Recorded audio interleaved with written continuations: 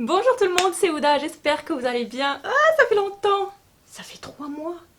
Ça passe vite. Donc on se retrouve aujourd'hui pour voir ensemble comment créer un corsage de base simplifié. Alors je mets 3 lignes sur le mot simplifié. Pourquoi? Parce qu'il n'y aura pas de pince du tout. Les pinces, on va les voir sur une autre vidéo. J'ai essayé plusieurs patrons, plusieurs façons. Et là aujourd'hui, je viens avec vous avec la meilleure façon, tout au moins pour moi.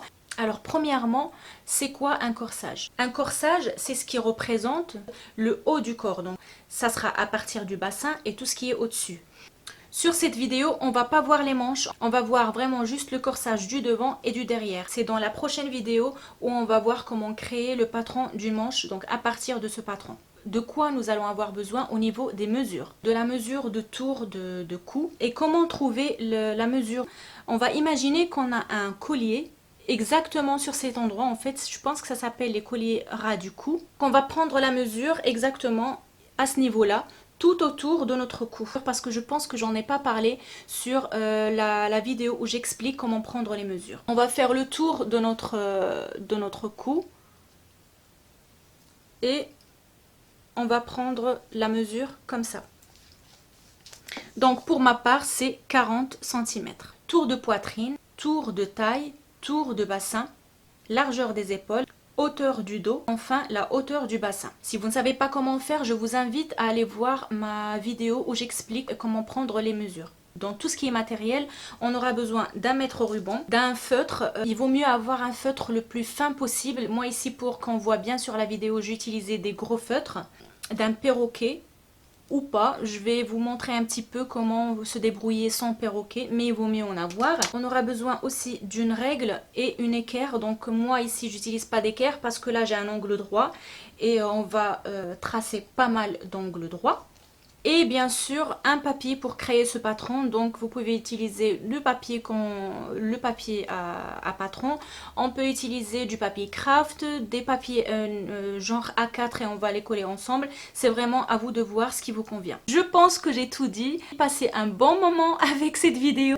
N'oubliez pas de vous abonner à ma chaîne si ce n'est pas encore fait et de me laisser un petit pouce bleu si vous avez aimé la vidéo. Et je vous dis bon visionnage. Au revoir. On va commencer par tracer 2 lignes perpendiculaires, donc pour avoir un angle droit. Cette ligne représente la ligne d'épaule. Et cette ligne représente la moitié du corsage. Sur cette ligne, et à partir de ce point-là, on va créer la largeur d'encolure. Alors comment on va calculer cette largeur? On va prendre notre tour de cou et on va le diviser sur 5. Pour ma part, mon tour de cou fait 40 cm, donc divisé par 5, ça fait 8 cm. Voilà. À partir du même point et sur la même ligne, on va créer la moitié de la largeur d'épaule, plus 1 cm de couture. Pour ma part, ma largeur d'épaule fait 38 cm, donc si je la divise en deux, ça va faire 19 cm. Alors, on va mettre les 19 cm plus 1 cm de couture. Les personnes qui laissent 1 cm et demi ou 2 cm de couture, ben, vous allez rajouter cette mesure. Pour ma part, ça sera 1 cm de couture.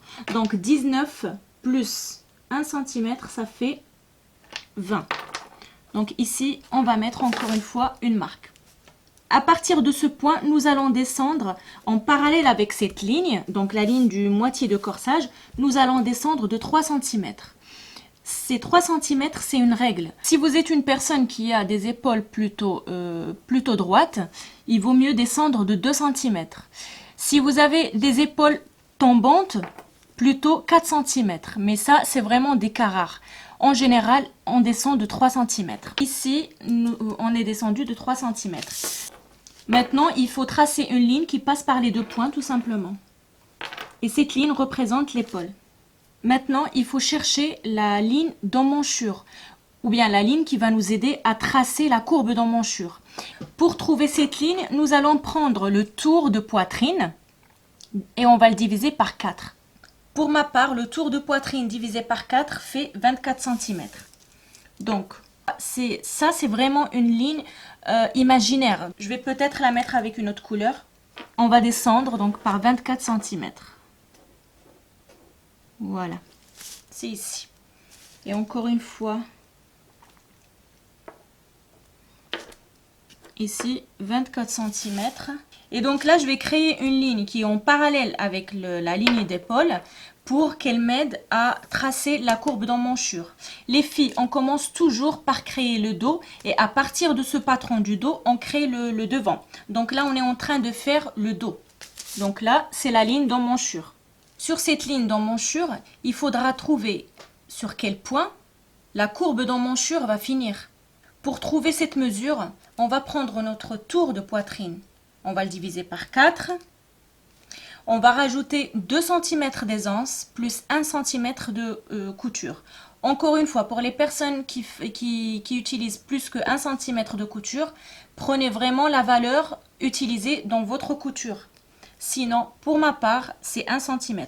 Pour mon cas, le quart de mon tour de poitrine fait 24 cm plus 2 cm d'aisance plus 1 cm de couture. Donc, ça fait 27 cm.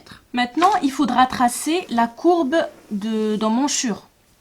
Donc, soit on a un pistolet ou un perroquet. Donc, on va faire en sorte pour que le pistolet passe des deux points. Donc, le point de fin d'épaule et le point de fin de ligne d'emmanchure. Je vais le faire avec un crayon. J'espère que vous allez voir.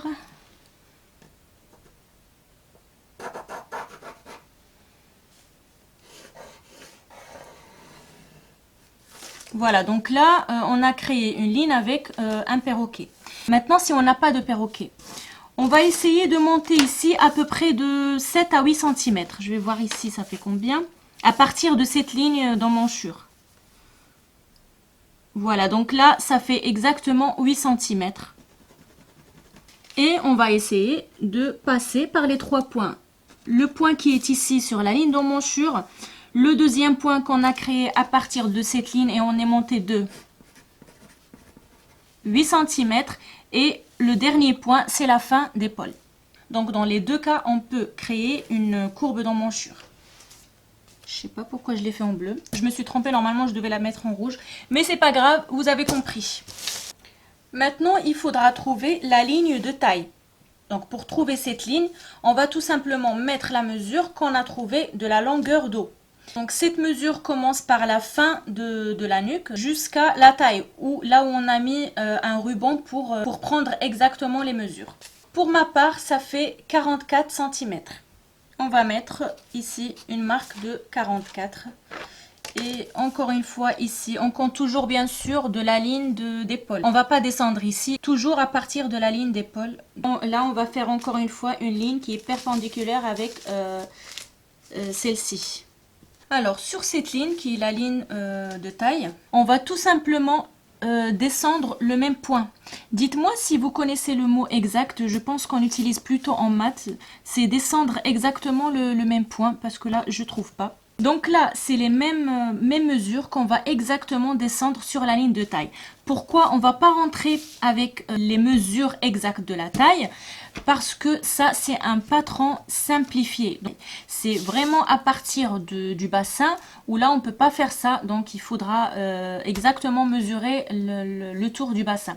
Les filles, n'oubliez pas que ces deux lignes sont perpendiculaires à la moitié du corsage. Donc maintenant, pour créer la ligne du bassin, on a besoin de la hauteur du bassin. Pour ma part, je vais descendre de 20 cm à partir de la ligne de taille, bien sûr. On va descendre de 20 cm. Et on va encore une fois faire une troisième ligne qui représente la ligne du bassin. Sur cette ligne du bassin, donc ligne du bassin, sur cette ligne, on va mesurer notre tour de bassin. On va le diviser par 4. On va rajouter 2 cm d'aisance encore une fois et 1 cm de couture. Là, il va falloir relier les 3 points. Pour relier le point qui est sur la ligne de taille avec le point qui est sur la ligne du bassin, on ne peut pas faire encore une fois une ligne droite. Donc, on va utiliser le perroquet comme ceci. Donc, qui va bien sûr passer par les deux points. Soit on va le faire à la main. Et on va essayer de courber un petit peu.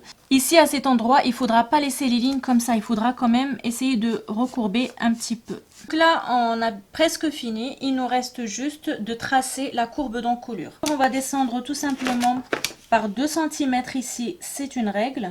Et on va essayer de faire une petite courbe, soit à la main, soit avec le perroquet.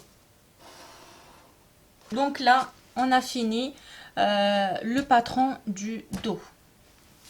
Je vais découper tout ça et je reviens après pour qu'on voit un petit peu la différence entre le patron du dos et le patron du devant. Là, j'ai pris une feuille, une nouvelle feuille et j'ai découpé le patron. Donc, je vais reporter exactement les mêmes mesures et on se retrouve juste après. Alors là les filles, j'ai refait la même chose. Donc là, on est en train de travailler sur le devant.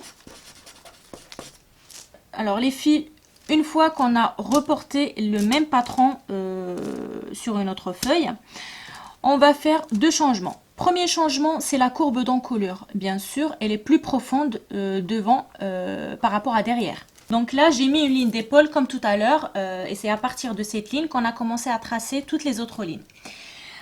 Pour faire une courbe d'encolure dos, on a besoin de descendre ici de 2 cm. Maintenant, pour le devant, on va reporter la même chose sur la moitié du corsage. C'est-à-dire, là, si on a trouvé 8 cm, on va descendre ici par 8 cm. Si on a trouvé 7 cm, on va descendre par 7 cm. Là, je vous montre un patron de base. Après, c'est à vous de voir comment vous voulez faire ou créer votre encolure pour d'autres modèles. Donc là, si ici, on a 8 cm, ici, à ce niveau-là aussi, on va descendre de 8 cm. Donc là, je vais mettre peut-être en orange les changements qu'on va faire sur le patron du devant. Et on va essayer de faire la courbe soit avec un pistolet, soit à la main. Le deuxième changement, c'est la courbe d'emmanchure. La courbe d'emmanchure, elle est plus creusée au niveau du devant. C'est-à-dire, alors pourquoi j'ai tracé cette ligne d'emmanchure? Parce qu'elle va nous aider à tracer ou à creuser cette emmanchure de devant. Là, on va mesurer de là à cette ligne. Je veux savoir il y a combien de profondeur d'emmanchure pour que je puisse la diviser par 2. Donc là, nous avons 21. Si on divise par 2, donc le point, on va le tracer ici. À partir de ce point-là, on peut rentrer de 1 jusqu'à 2 cm. Donc vous pouvez faire 1, 1,5, 2 cm. Alors pour ma part, je creuse de 2 cm parce que j'ai utilisé plusieurs patrons. Et quand je creuse de 2 cm, c'est là où il va vraiment le mieux. On va rentrer de 2 cm, donc le point il est là, et on va encore faire une courbe d'emmanchure. Donc soit encore une fois on utilise le pistolet, soit on va le faire à la main.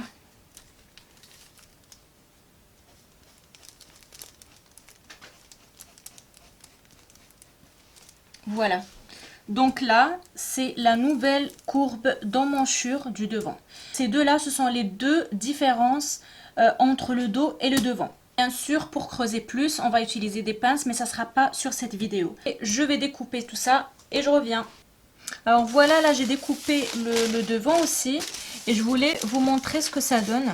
Voilà, donc là c'est la ligne d'emmanchure, là c'est la ligne d'épaule et on voit très bien ici la différence entre le devant et le dos et bien sûr le col aussi. Alors les filles, une fois que vous avez fini votre patron, je vous conseille de bien sûr l'essayer sur une toile. Donc ce que je vous conseille de faire, c'est ici à ce niveau-là, donc au niveau du devant, quand vous allez le découper sur un tissu, rajoutez quand même une marge de couture ici pour mettre une fermeture éclair, parce qu'il faudra quand même laisser un petit peu plus d'espace pour rentrer votre tête. Donc le devant, ne le coupez pas sur le pli, parce que là, on est bien d'accord, ça c'est au niveau du pli. Et là, encore une fois, ça, c'est le pli. Mais pour l'essayage, je vous conseille de couper le devant en 2 morceaux de tissu pour que là, il y aura une ouverture pour que vous puissiez mettre une fermeture éclair. Si vous voulez pas vous embêter avec ça, eh ben, coupez-le sur le pli, mais laissez quand même une partie ouverte pour que vous puissiez rentrer votre tête. Mais franchement, je vous conseille quand même de mettre une fermeture parce que c'est plus simple quand vous allez le mettre pour l'essayer. Donc quand vous allez fermer la fermeture, vous allez voir exactement la courbe ici. Est-ce que ça vous va ou vous voulez plus bas ou plus haut? Donc c'est à vous de voir. Dans la prochaine vidéo, on va voir comment faire les manches à partir de ce patron. À bientôt!